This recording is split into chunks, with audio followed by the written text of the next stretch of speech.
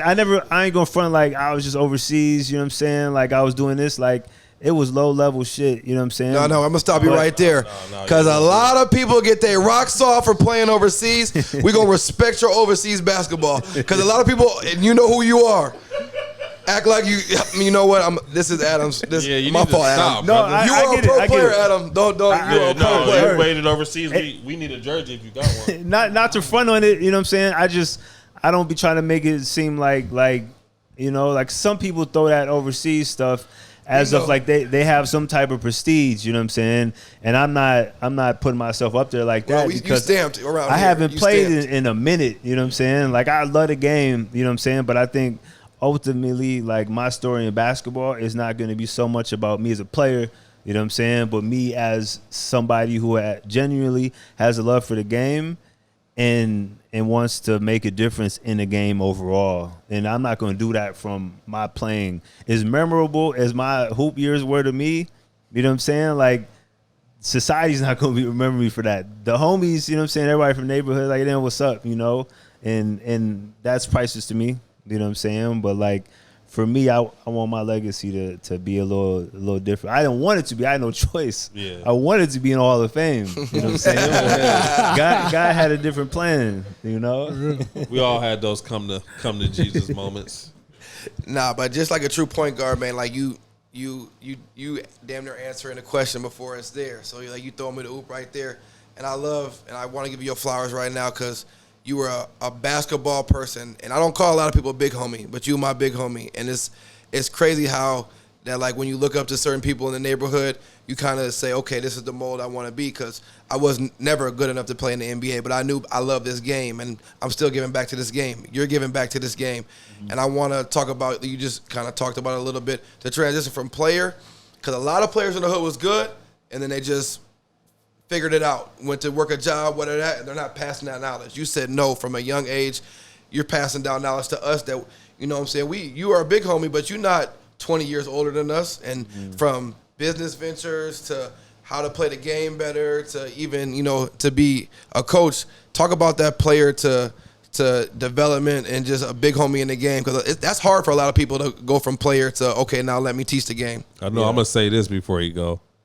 I should have got on that damn cryptocurrency. Man, hey, LD, okay. He came back to the gym and said, none of you little niggas listen. I told you. When you left, I said, damn, I should have listened to Kado. He begged me to do it. I told y'all when Bitcoin was 3,000, when Ripple was 3 cents. I don't even want to talk about it, LD. You know what I'm saying? When Ethereum was 400, you know what I'm saying?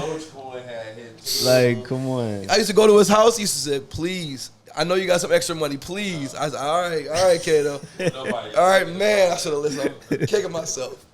No, but what was your question about you guys? Just bit that from player to transitioning. Okay, so the same way like y'all look at me is that, right? I got big homies too, right? Rob Smaller, you know what I'm saying? Was somebody, shout out to Rob, you know, like was one person that always spoke positivity into me, you know? Like I remember.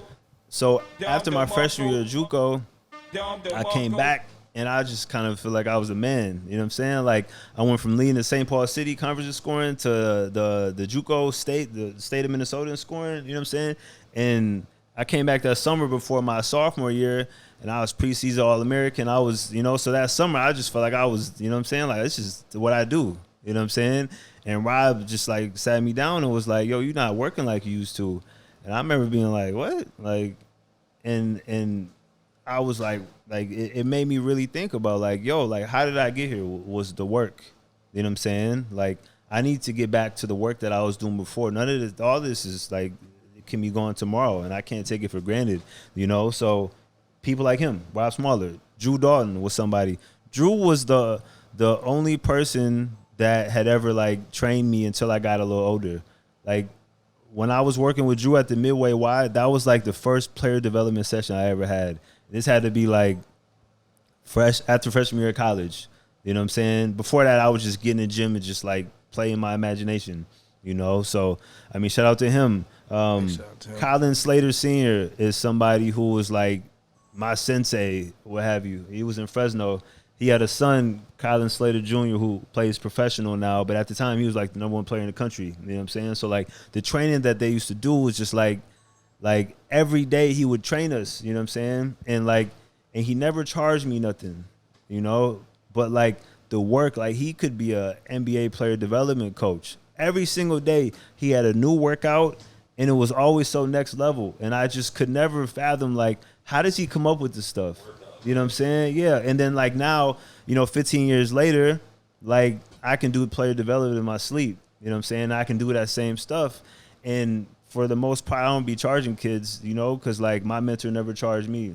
You know what I'm saying? So there was definitely people that, that laid a hand in kind of helping me develop the foundation and everything, but I think it's important to give back to the game if it's kind of helped you in ways. That's the community in basketball more than anything, and I think the people that are really on never mind showing love in whatever capacity.